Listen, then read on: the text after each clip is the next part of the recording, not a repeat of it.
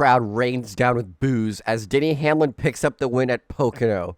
Hamlin has solidified himself as NASCAR's most hated driver in the current era. I beat your favorite driver. And who would that be?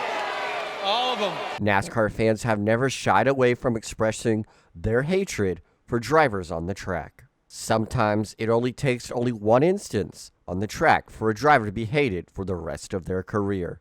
But what if I told you there was someone who was disliked more than any driver on the track today? Disliked more than anybody in the entire industry or in the garage area. That person would be none other than Teresa Earnhardt. It feels like just yesterday that D.E.I, Dale Earnhardt Incorporated, stood tall as NASCAR's powerhouse team, poised to dominate the track week in and week out. Their domination on the track was particularly evident at restrictor plate races like Daytona and Talladega, where they seemed almost invincible. Nobody could pass them, but they could pass everybody. It wasn't just one driver either on the team. It wasn't just Dale Jr., and it wasn't just Michael Waltrip. They would finish 1-2 consistently at these races, and they were undoubtedly the cars to beat. Here are some of the highlights of how unbeatable they were. Ladies and gentlemen, it's official. The rain has persisted. It's going to continue through the night. The race has been called, and Michael Waltrip is a two-time champion of the Daytona 500. And proud at a place where his father had so much success. He won the Daytona 500 earlier this year. He'll add another of NASCAR's majors to his resume tonight as Dale Earnhardt Jr. wins the Sharpie 500 at Bristol.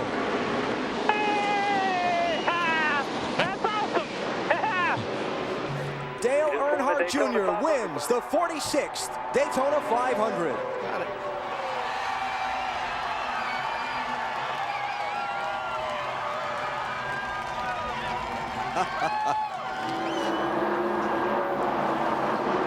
Dale Earnhardt Jr. is going to lead 193 of 400 laps. The American and checkered flags out at Dover. Earnhardt Jr. wins. Fast forward 3 years, and the landscape of the company has drastically changed. You might assume DEI added more championship titles and victories, but that's far from the truth. Instead, DEI has been dismantled, its once potent force diminished, and the finger of the blame points directly at Teresa Earnhardt. When Dale Earnhardt Sr. founded DEI, he envisioned it as a legacy for his son, Dale Earnhardt Jr., to inherit and lead. Sadly, fate had another story, snatching Dale Sr. away permanently during that tragic turn at Turn 4 at Daytona in 2001. When Dale Sr. died back in 2001, he did not have a will, and ownership of DEI was transferred solely to his wife, Teresa, who was already a co-owner of the team, much like how Delana Harvick ran KHI for Kevin Harvick. If you didn't already know, Teresa is Dale's third wife, and she is the stepmother of Kerry Earnhardt, Dale Earnhardt Jr., and Kelly Earnhardt. Dale Jr. has also claimed before that he and Teresa didn't have the best relationship growing up when he was young. After Jr.'s father passed and ownership was transferred to Teresa Earnhardt, nobody expected what was to come. But what came those following years were actually some pretty good success. Dale Jr. would pick up wins at restrictor plate races, and in 2004, he was untouchable at most racetracks. Unfortunately, Dale Earnhardt Jr.'s championship run in 2004 would come to a halt at Atlanta, where he would crash out and ultimately take himself out of the championship. Teresa Earnhardt did give Dale Jr. a little bit of control when her and Dale Jr. controlled the Busch Series program, which was named Chance 2 Motorsports. It was driven by Martin Truex Jr., who actually won back-to-back championships in 2004 and 2005. Although it was still run by DEI and Teresa was the primary owner, Dale still wanted more control of the company, but Teresa still refused, even after their success. Things started to get a little bit more sour between them, and Dale Jr. and Kelly Earnhardt just decided to ditch the involvement in Chance 2 Motorsports and form their own racing team, which is now known as Junior Motorsports in the NASCAR Xfinity Series. Junior Motorsports' first season was 2006. It had many DEI resources and associate sponsors.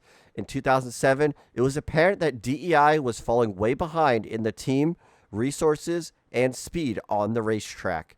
And the kids were never going to get anywhere in negotiating with Teresa. And so they decided to leave, with Dale Earnhardt Jr., the son of Dale Earnhardt Sr., leaving his own father's racing team and going over to Hendrick Motorsports. And Rick Hendrick bought half of Junior Motorsports and merged the Busch Series team. With Dale Jr. gone, most of DEI's income left, if not 80% of it. They were probably half saved by buying into Ginn Racing in 2007 and acquiring drivers like veteran driver Mark Martin and sponsors like the U.S. Army. The 2007 season had just seen Mark Martin in one of the greatest finishes in the Daytona 500 history. Hopefully he could revive the team and bring back some of the success it had. However, they still failed to win, and drivers Mark Martin and Paul Menard, who drove for the team, left after the 2018 season. While funding couldn't be found for the 01 car of Regan Smith, they closed that team. Realizing their struggles, Teresa Earnhardt merged with Chip Ganassi Racing for the 2009 season, now only fielding the number 1 car and the number 42 car. I've talked to you guys more in the last 15 minutes than I've talked to her the entire time. Really? Yeah. Man. Yeah. Yeah. I mean, I had lunch with her a couple times, and that's about it. Yeah. But did you need that? Did you need to be able to have a relationship or even conversations, meaningful conversations with her for that operation to have succeeded? Or was it? At the time, Teresa only owned a partial stake in the team, and it was separate from DEI Company, which continued to run its licensing firm and museum to show off the history of the team, as it still does to this day. Eventually, Teresa sold her stake in the Ganassi team and stopped communicating with the team altogether, prompting Chip to remove the Earnhardt name from its team name and left wondering why she just disappeared. And so Teresa's only business was at DEI after that, which only really served to make money off licensing of Dale Sr.'s name for merchandise. Today, it doesn't even do that. It just prevents people from using or even licensing Dale's name through the will of Teresa. Now, sometime in the 2010s, I can't really pinpoint an exact moment, is where Teresa really started to go wacko. Her selling of the race team happened around the same time, but all of a sudden, she stopped granting the rights and license to Dale Earnhardt Sr.'s name, claiming everyone that tried to use it, including his very own kids, because they were ruining his legacy, Teresa Earnhardt claimed, because of greed.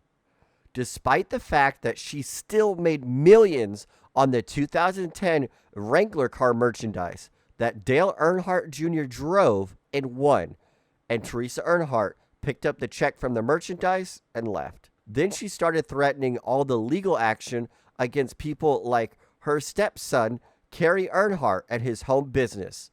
Dale's kids basically had no relationship with her or DEI anymore because of her history and hostility towards them.